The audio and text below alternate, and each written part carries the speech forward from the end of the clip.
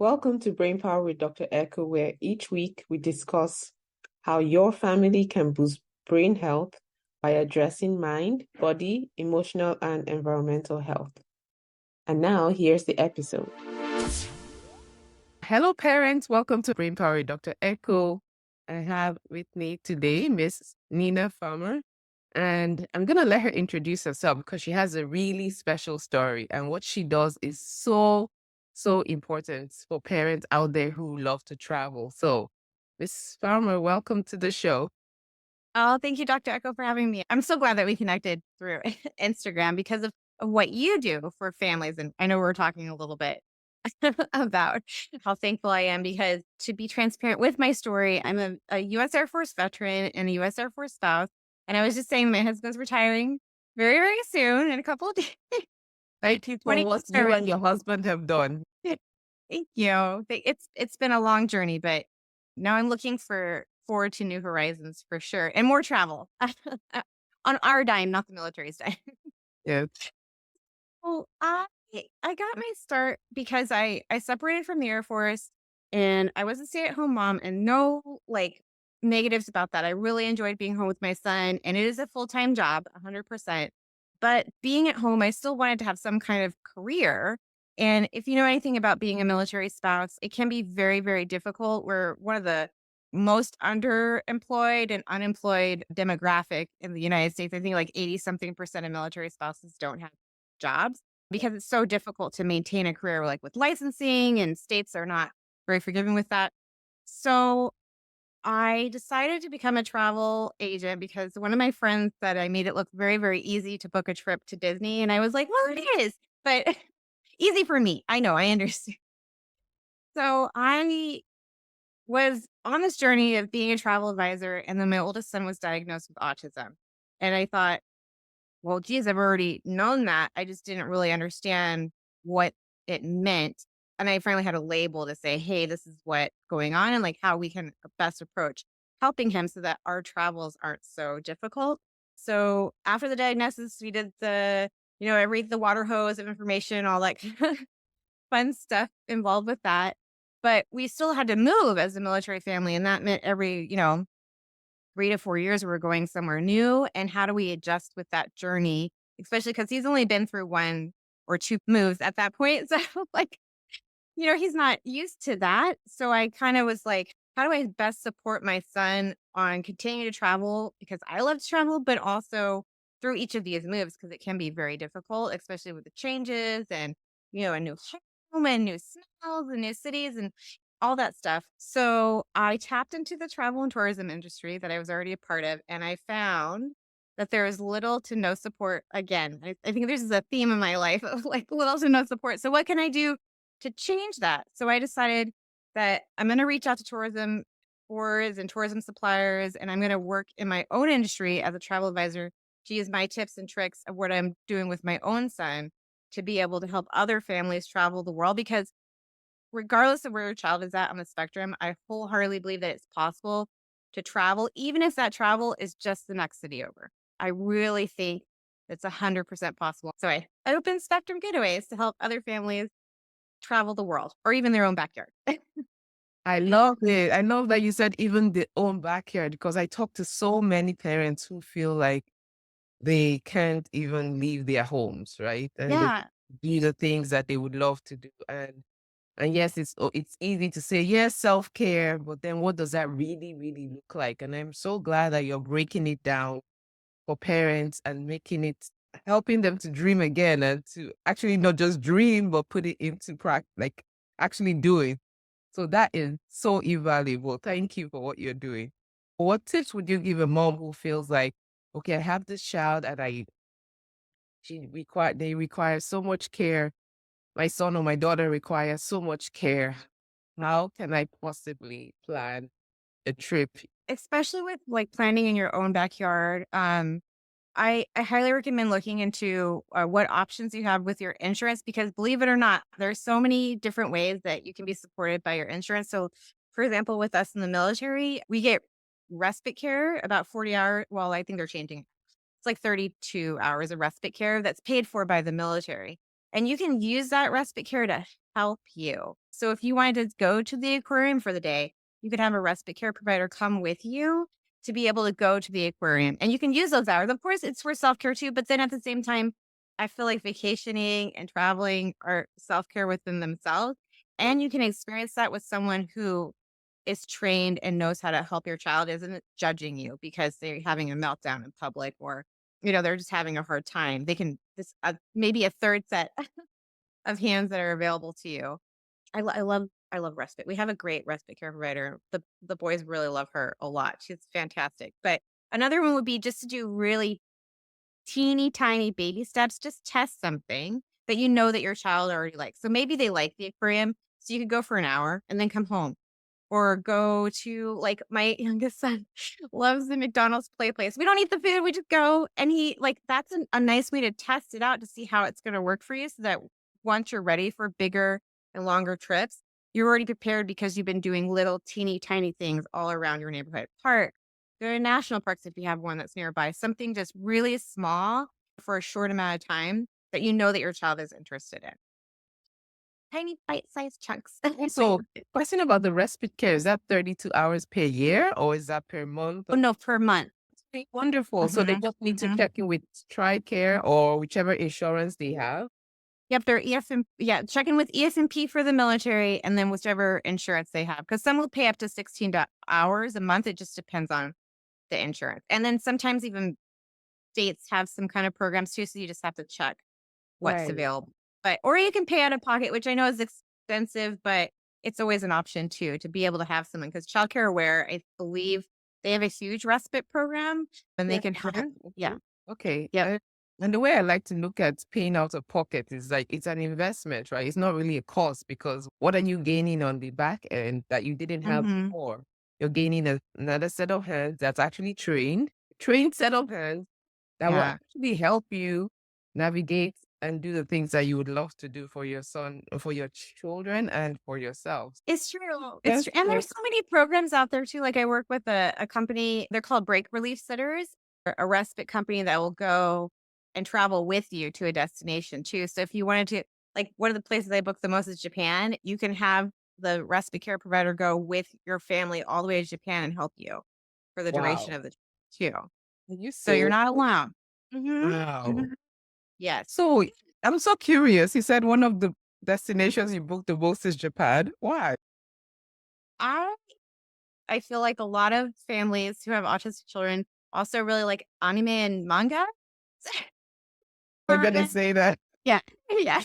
That makes sense. So yeah, so we're always going to they always wanna go, like, to the manga museum in Kyoto or go to, like, to the Ghibli Museum or go to Tokyo Disneyland or go to Universal Studios Japan, which is my favorite, or, just to eat the food and to see the culture, and it's all beautiful, and maybe because I was stationed there for a while too, so I, like, know it's literally, like, my second home. So Oh, that's wonderful. Yes, yeah, my kids have been telling me Japan is on the list. They need to go. I'm like, okay, it's okay. Well, we're, amazing. we're gonna have to figure this one out. For somebody who knows Japan, great.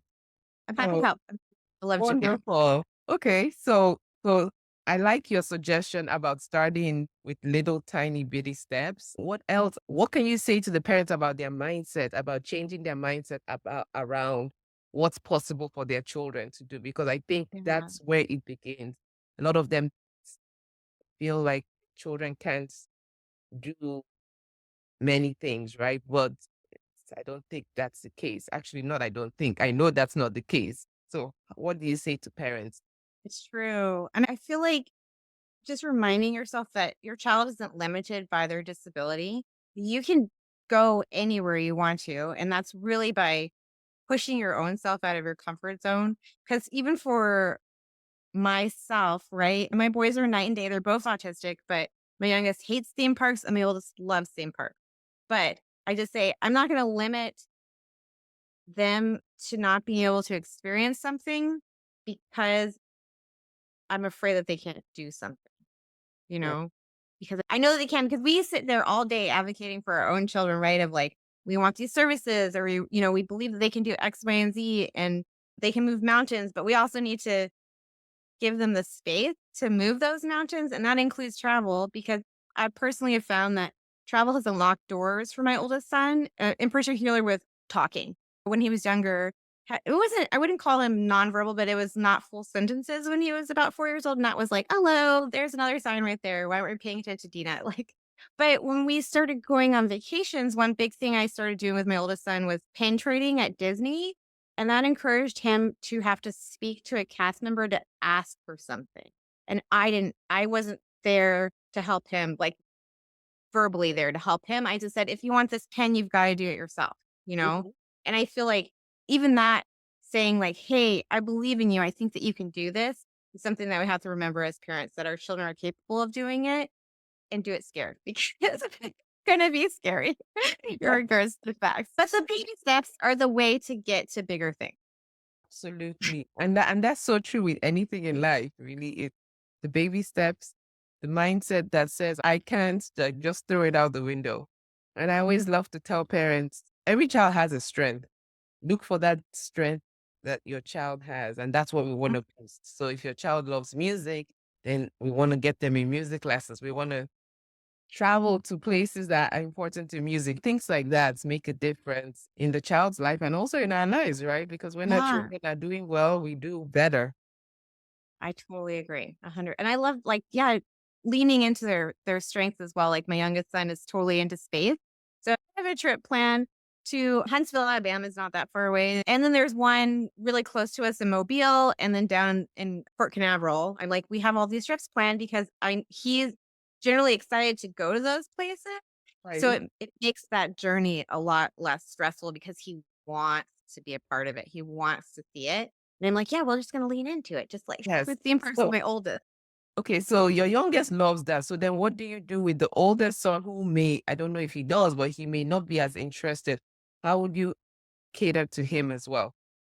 So, like I mentioned with theme park things, I actually do vacations separately with my boys. My youngest and I, we have an annual mom and son trip to Universal, and it's just the two of us. It's so great because I just get time with him, no dad, no siblings, and he gets to do what like, you wanna eat ice cream all day, you wanna go on all these rides, I'm not gonna stop you because I love roller coasters. But I vacation with them separately. In particular with something that's so stressful for my youngest, so that my oldest is not limited by his brother, and he still gets to experience what he wants to. And then my youngest isn't so completely stressed out because I know that the crowds and the theme parks and the smells and like everything is just a lot for him. So, like I said, I focus in on my youngest with like, okay, well, we'll just go. Thankfully, my oldest is totally interested in space too.